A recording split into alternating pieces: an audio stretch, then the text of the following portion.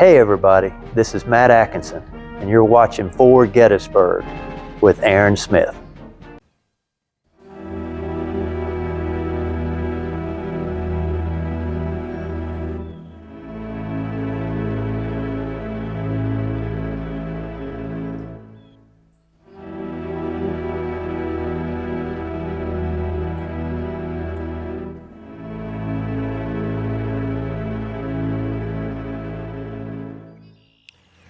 How's it going, everybody? Aaron Smith here for Forward Gettysburg, and they did it. They announced it, folks. They will be having a licensed battlefield guide exam in December of this year of our Lord 2024. Now, because of that announcement, I have doubled down on my research and my reading and time getting out here on the field, and kind of in the process of that, I came across a rather interesting statistic, something I'd never really thought about before. The state of Tennessee at Gettysburg. For some reason, I thought they had far more troops here than they actually did. Really, they only had 3 regiments here. The 1st Tennessee Infantry Provisional Army, the 7th Tennessee Infantry, and the 14th Tennessee Infantry here at Gettysburg for that great state.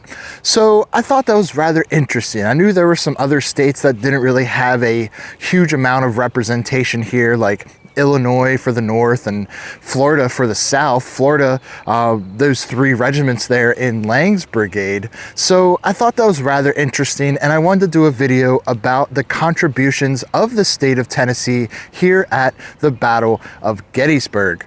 Well, why Tennessee? I suppose it's more of a personal connection to the state. I've always enjoyed going down and visiting Tennessee, especially the mountains. As a young man, you guys may know from my other videos, I don't make it a secret, my family is from North Carolina, and where we would visit was a small little village or hamlet called Zionville, and Zionville was maybe a mile or 2 at most from the Tennessee border. So I did spend a lot of time in Tennessee as a child, fell in love with the state, fell in love with the area. People are nice. It's just an awesome place to visit. I highly recommend you get out there, go to Dollywood. Not only that, but for some reason, I am a total sucker for Tennessee accents. So ladies, if you have a Tennessee accent out there, hit me up. I have a Facebook. Just kidding. I don't think my girlfriend would appreciate that. But no, I have a personal connection to the state of Tennessee. I've always really enjoyed it. So I wanted to do a video about their contributions here at the Battle of Gettysburg. July 1st, 1863, early in the morning, Heath's division will move out in what will be called a reconnaissance by force. They are going to see what's going on in Gettysburg. They knew from the day before that there was certainly some kind of military activity going on here, and this is an effort for them to see what that's all about. Unfortunately, they don't have the cavalry to do that job, so they're going to do it with the infantry. The 2 initial brigades that are going to come into Gettysburg is going to be Davis's brigade and Archer's brigade, where our Tennesseans will be. They will be again in the 1st, 7th, and 14th Tennessee Regiment. Now you have to excuse me while I check my notes. The 1st Tennessee will be commanded by Lieutenant Colonel Newton George. The 7th Tennessee will be under the command of Colonel John Fight, and the 14th Tennessee will be under Captain Bruce Phillips.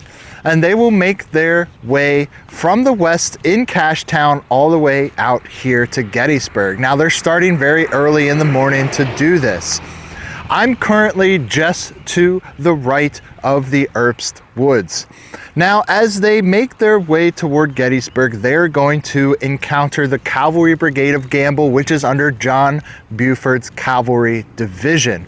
And these Union cavalrymen, as I've talked about in several of my videos, they are going to just absolutely frustrate and stall the Confederates. The Confederates, they're going to be marching in column. They're going to have to deploy to line to engage these cavalrymen effectively. By that point, the cavalrymen have started to fall back, and the process begins all over for the Confederates. A very effective stalling maneuver by John Buford. Eventually, the Confederates will crest Erd's Ridge. Then there will be artillery put into position, and now we have the beginnings of the Battle of Gettysburg. The Confederates, to the north of the Chambersburg Pike, which is just behind me over in this direction, to the north will be Davis's brigade of Mississippians and North Carolinians, and to the south of the Pike will be our Tennesseans, alongside the Alabamians that are in the brigade with them. They are going to Crestor's Ridge, dip into the valley, cross Willoughby Run, and enter into the Herbst Woods, just over my left shoulder.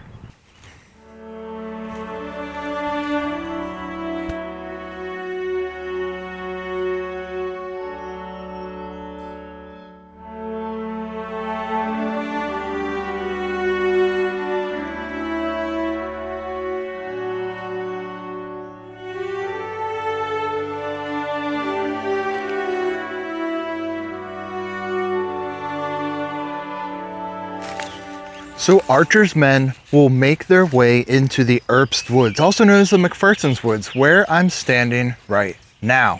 Now, as they come over Willoughby Run, they come up the hill into the woods here. They are met by none other than the 2nd Wisconsin of the Iron Brigade. Cutler's brigade was first for the Union Army, across to the north of the Chambersburg Pike, engaging Davis's men, and the Iron Brigade is second in line for the Union Army, and they are going to clash here in the Herbst Woods. Now, the 2nd Wisconsin, they're going to come and they're going to smash into those Confederates, and here we have Major General John Fulton Reynolds. He is going to be personally placing the troops into position. However, he will be struck in the back of the head and reel from the saddle. Some sources state that a Tennessee sharpshooter was the one that struck Major General John Reynolds, making him the highest ranking commander on either side to die here at Gettysburg. The 7th Tennessee, they will be the first ones to engage here, and they are soon joined by the 14th Tennessee. The 2nd Wisconsin, they're putting up a strong fight, and here we have the 7th Wisconsin. We have Wisconsinites fighting Tennesseans, and I am stuck to a bramble bush. There is a bus group coming by just over the hill there, and I'm really hoping that they don't stop here. I'm hoping that they keep on keeping on, but we'll see. Anyway, the fight here is heating up.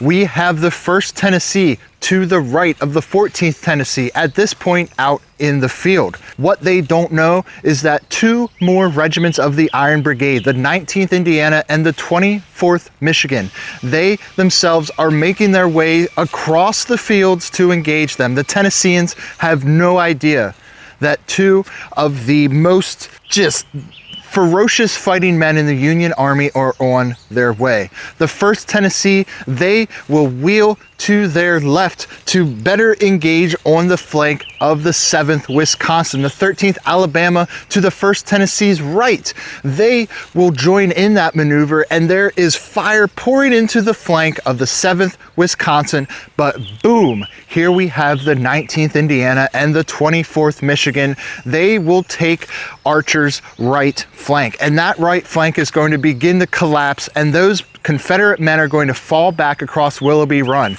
Seeing that their right has fallen, the left, the 7th Tennessee, they also must fall back.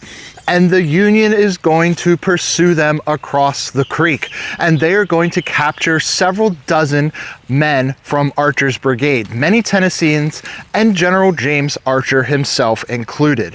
One of my favorite stories from the American Civil War, not just the Battle of Gettysburg, but the American Civil War, is the capture of Archer. As it goes, he is being taken behind Union lines, and it is there behind Union lines that Archer will run into his old friend General Abner Doubleday. He will see him and he will say, "Good morning, General Archer. How are you this morning? It is so good to see you." And Archer, no doubt, just exhausted from the fighting, exhausted from the marching, exhausted from that delaying cavalry action, and no doubt probably feeling a little frustrated that he was captured, he will look at his old friend and say, "Doubleday, I'm not glad to see you by a damn sight." After the fighting on the morning of July 1st, Archer's brigade will hang out in that little valley between Herbst Ridge and McPherson's Ridge. They will remain there on July 2nd, no doubt licking their wounds, resting from a hard morning's fighting the day before.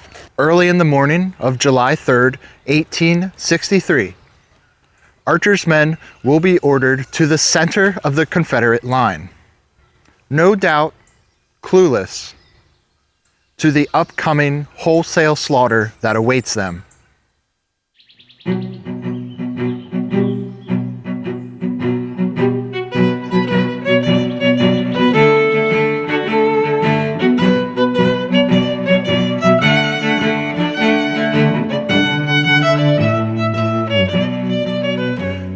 On the afternoon of July 3rd, 1863, after a terrible artillery bombardment, the men of Archer's brigade will receive the order to march upon Cemetery Ridge.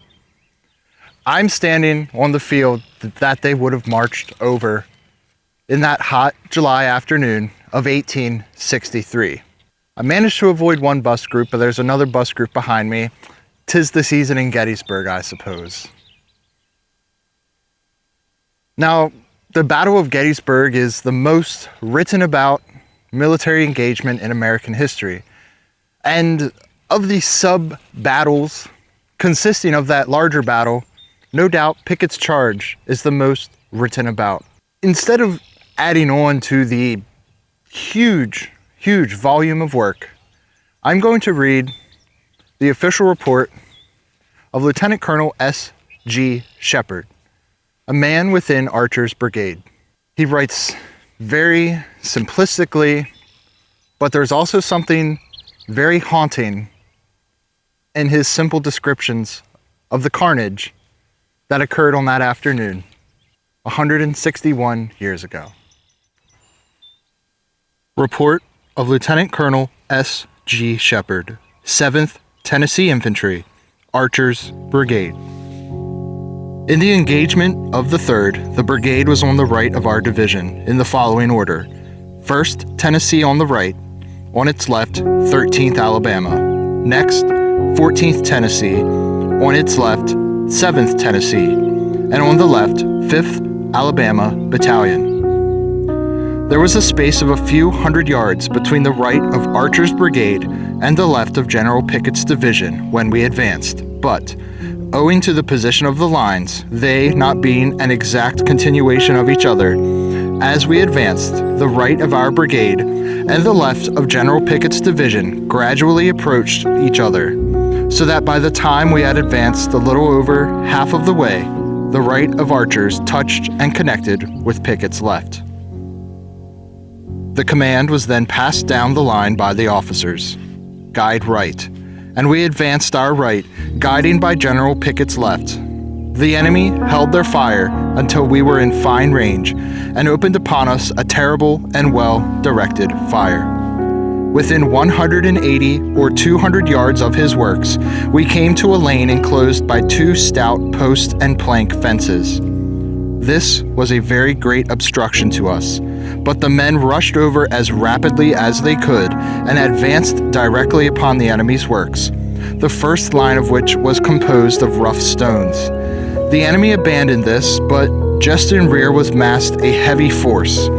By the time we had reached this work, our lines all along, as far as I could see, had become very much weakened. Indeed, the line both right and left, as far as I could observe, seemed to melt away until there was but little of it left. Those who remained at the works saw that it was a hopeless case and fell back. Archer's brigade remained at the works fighting as long as any other troops either on their right or left, so far as I could observe.